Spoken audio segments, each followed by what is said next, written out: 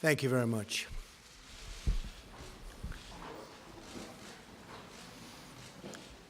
Prime Minister Gentiloni, welcome. Great honor. Thank you.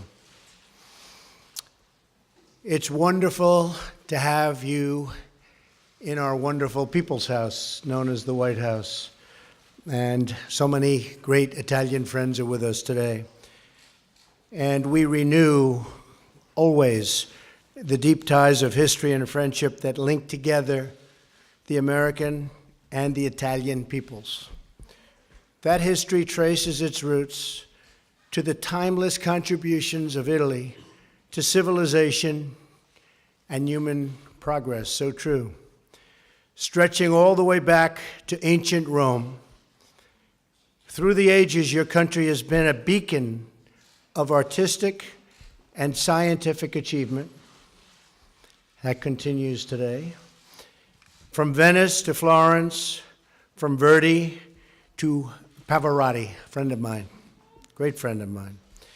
These bonds of history and culture have only grown stronger as our two nations have become close partners, dear friends, and very vital allies.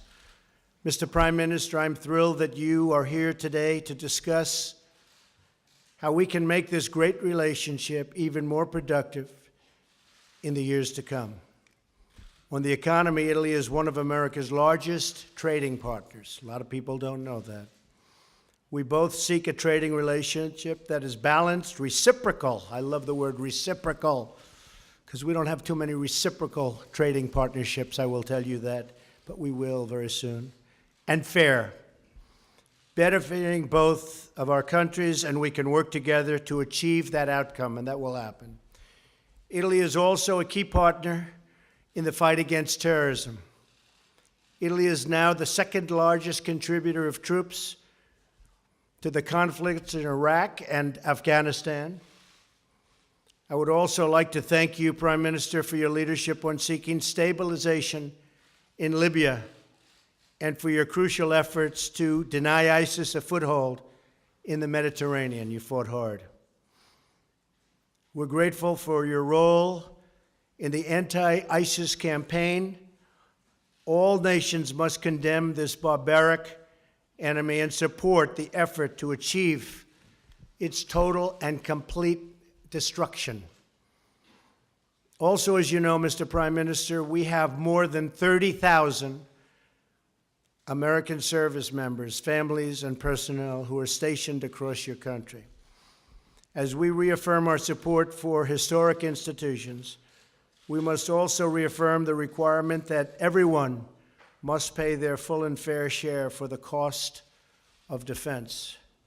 Together, we can address many pressing challenges, including two that greatly affect both of our countries, those of large-scale migration and international smuggling. Maintaining strong borders is a vital component of any security policy. And a responsible approach to refugees is one that seeks the eventual return of refugees to their home countries so that they can help to rebuild their own nations. Finally, I want to say how much I look forward to visiting Sicily for the G7 as we seek to foster cooperation, not only in matters of security, but also science, commerce, health, and technology. Our two countries have shared interests and shared values, and we can each make great contributions to the other. Mr. Prime Minister, I again want to thank you for being with us and being our true friend. Italy is a spectacular place. I know it well. I love the people of Italy. We have 18 million Italians living in the United States, people originally from Italy. And it's a great honor to have many of them as my friends. Thank you for being here. Thank you, Mr. President. Thank you for hosting us here. I'm honored to be here at the White House today. and I'll now switch to Italian. Abbiamo We had a very fruitful meeting, which reflects an ancient friendship, as the President reminded us with his words. This friendship is also a sign of the 18 million Italian Americans who have such an important role in our country, in this country. And this friendship is witnessed also by the fact that Italy is the second choice for American students who study abroad. And we're very proud of this. And this confirms the importance that the United States gives to the cultural dimension of our country. As the President himself just said, this friendship is based on a common commitment against terrorism. This commitment is a commitment in which we are both very active. Our country is very active in Iraq and in Afghanistan, and I think that the stabilization work will be decisive. The stabilization work of Iraq after the military defeat that we expect for Daesh. We know that this action against terrorism must take place within our individual countries. In Europe, with the social and cultural commitment against radicalization by cooperating with Islamic communities. Italy contributes to peace and to stability in the Mediterranean. In Syria, where I believe the U.S. choice to react to the use of chemical weapons by Bashar al-Assad, and where a negotiated solution is more necessary than ever. In Libya, and we discussed this in our meeting, where we need to work against the division of the country in order to stabilize it. This is a very decisive task if we want to manage the migratory flows without giving up on our values and our humanitarian principles. And we need to contrast the horrible traffic of people and clandestine refugees. Italy is convinced of its strategic commitment in favor of the transatlantic relationship. We have also spoken about common commitments in NATO and the goals that were identified in 2014 and the commitments on military expenses and the contribution that each country must make towards collective security. We are proud of our contribution. And finally, Italy is a country of dialogue. We are proud because we succeeded in keeping open the doors in difficult crises.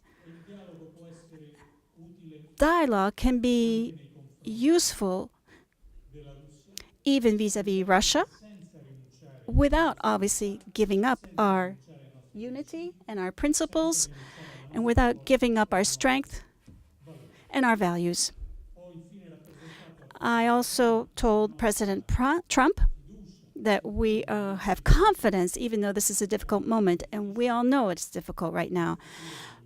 We have confidence in the future of the European Union, and certainly in the importance of the relationship between the U.S. and Italy. These are the two pillars that the transatlantic relationship is based on, and great part of peace and freedom in the world. We are going through a difficult time, but I have confidence that the European Union will continue to be a positive response to this. And finally, we are expecting and I look forward to the President's visit to the summit in Taormina. And I trust that this will be the opportunity to show him the unity of our leaders and of the principal free economies of the planet. Because right now, we really do need this unity. Once again, thank you, Mr. President. Thank you very much, sir. Thank you. Appreciate it. take a few questions. John Roberts of Fox, please. Mr. President, thanks so much. I hope you'll forgive me for asking you a three-part question. It's been a while. In just the last few minutes, and I believe it was while you were meeting with the Prime Minister, there was a shooting in downtown Paris. It's being described as a potential terrorist attack. I wonder if you have something on that. And further to that, two of the big trouble spots that you're dealing with right now, North Korea and Iran. Do you believe that the leader of North Korea, Kim Jong-un, is mentally unstable? Is that one of the reasons why you're so concerned about these latest developments? Is he a man who can be reasoned with? And on Iran, do you have reason to suspect that they are cheating on the JCPOA? And to Mr. Prime Minister, you talked just a moment ago about your commitment to NATO. President Trump would like to see all NATO members contribute 2% of their GDP to NATO. Your contribution is slightly less than 1%. Will you commit to committing 2% of your GDP to the alliance going forward? Thank you. Well, first of all, I love the question you asked the Prime Minister. I look forward to his answer, because I'm going to be asking him that same question very soon. Well, first of all, our condolences from our country to the people of France. Again, it's happening, it seems. I just saw it as I was walking in, so that's a terrible thing, and it's a very, very terrible thing that's going on in the world today. But it looks like another terrorist attack, and what can you say? It just never ends. And we have to be strong and we have to be vigilant, and I've been saying it for a long time. As far as North Korea is concerned, we are in very good shape. We're building our military rapidly. A lot of things have happened over the last short period of time. I've been here for approximately 91 days. We're doing a lot of work. We're in very good position. We're going to see what happens. I can't answer your question on stability. I hope the answer is a positive one, not a negative one.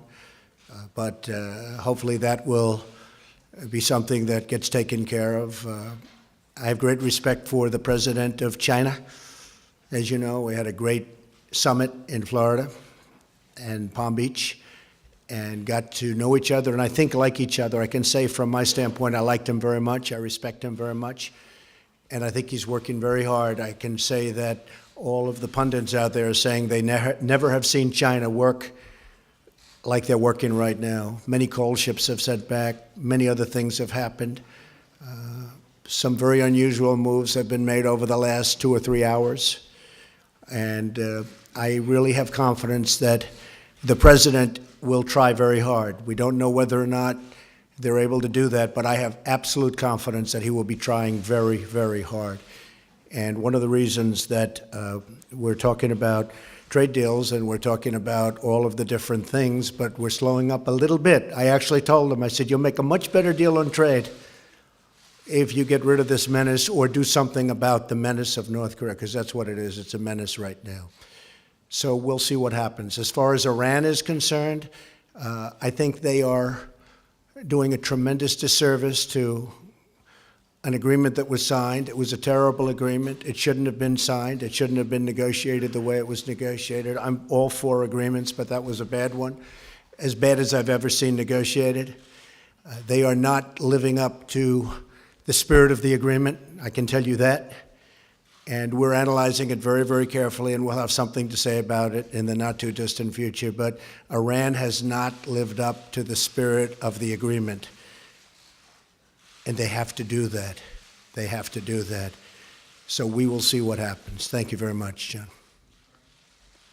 Thank you, Mr. President. Prima di tutto, First of all,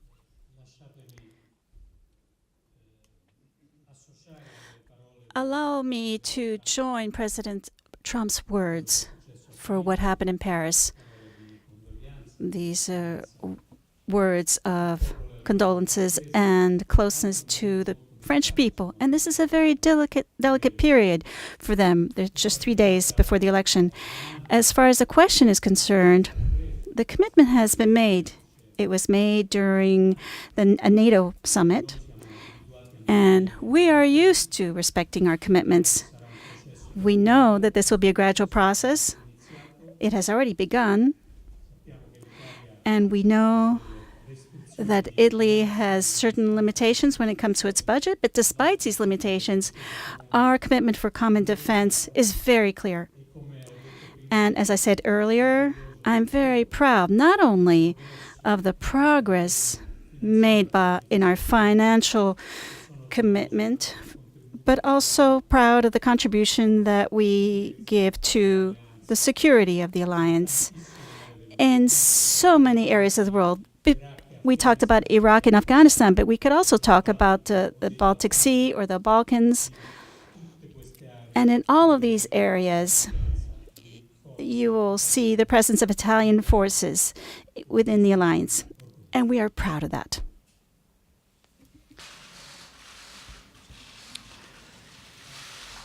Giovanna Pancari. Sky News. Sky Italia. Prima per...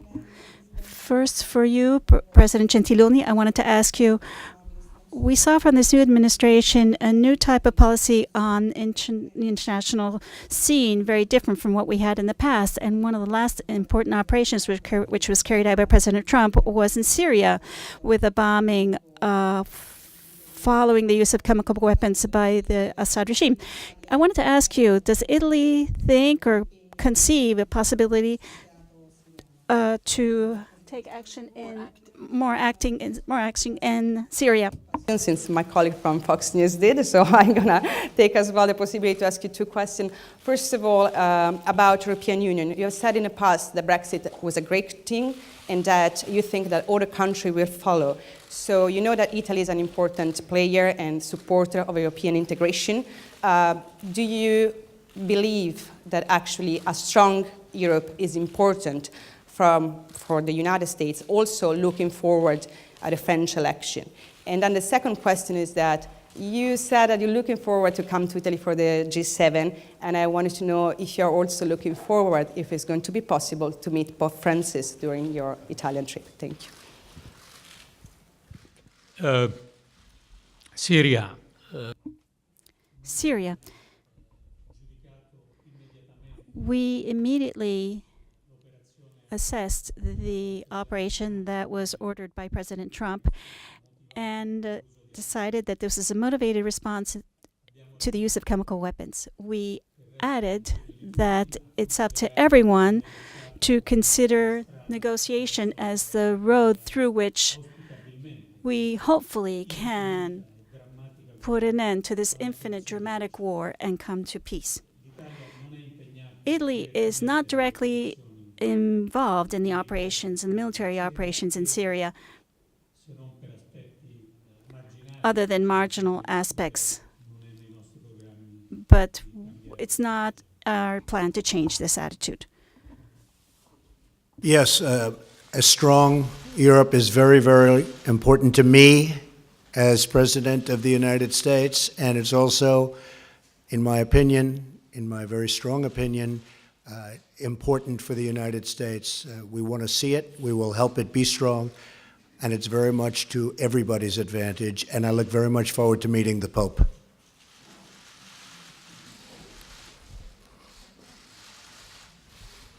Fabian of the Hill. Fabian?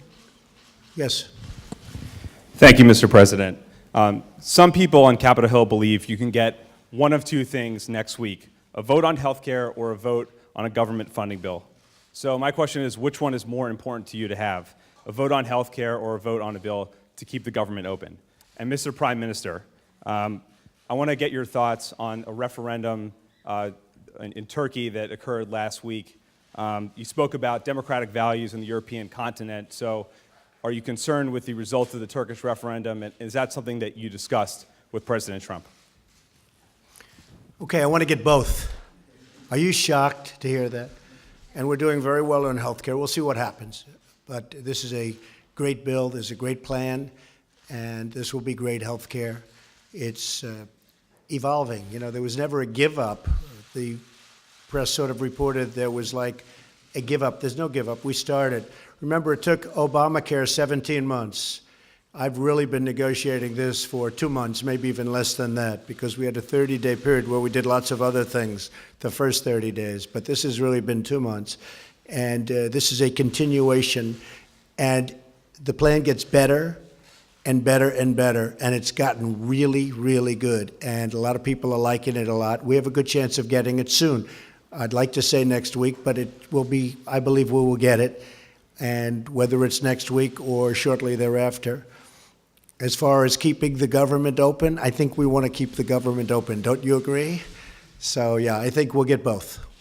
Thank you.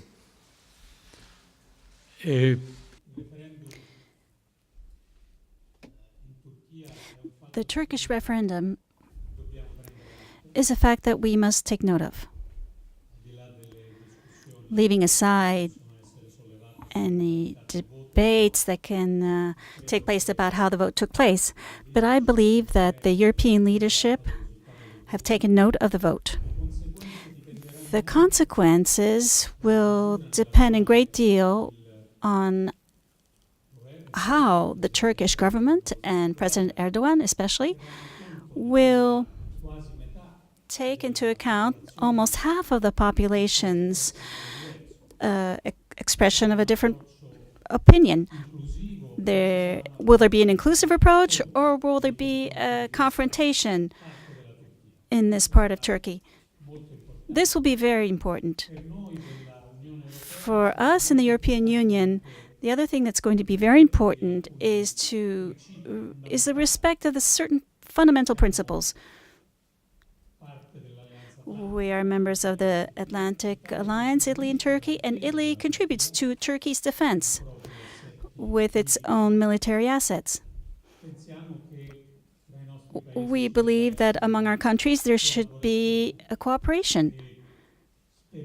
And hopefully, and we trust, that this cooperation will have among its consequences the solution of the case concerning the journalist blogger who's been detained over the last few days in Turkey.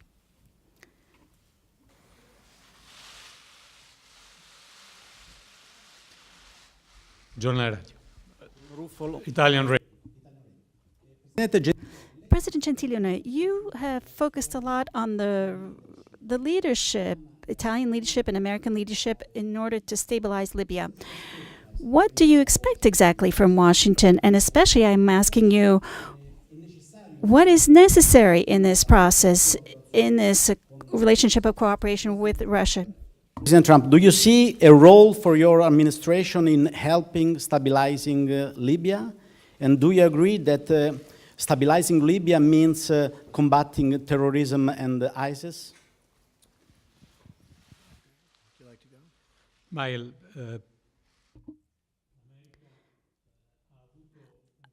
America has played a very key role, first of all, to prevent the consolidation of an important basis for terrorism while Daesh was undergoing defeats in Iraq and Syria. There were operations that were sustained by the U.S. against Daesh in the city of Sirte, which were successful.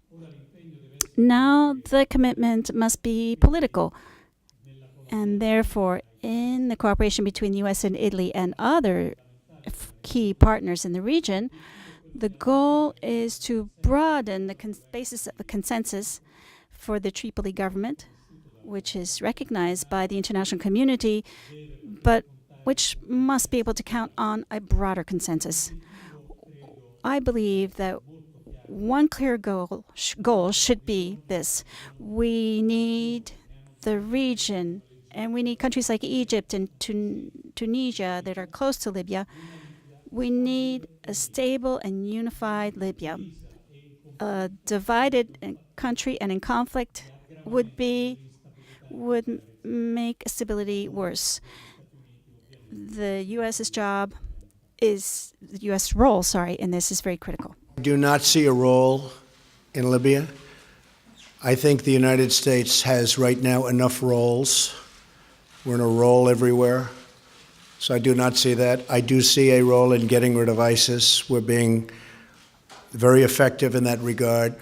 We are doing a job with respect to ISIS that it has not been done anywhere near the numbers that we're producing right now. It's a very effective force we have. We have no choice. It's a horrible thing to say, but we have no choice. And we are effectively ridding the world of ISIS. I see that as a primary role, and that's what we're going to do, whether it's in Iraq or in Libya or anywhere else. And that role will come to an end at a certain point, and we'll be able to go back home and rebuild our country, which is what I want to do.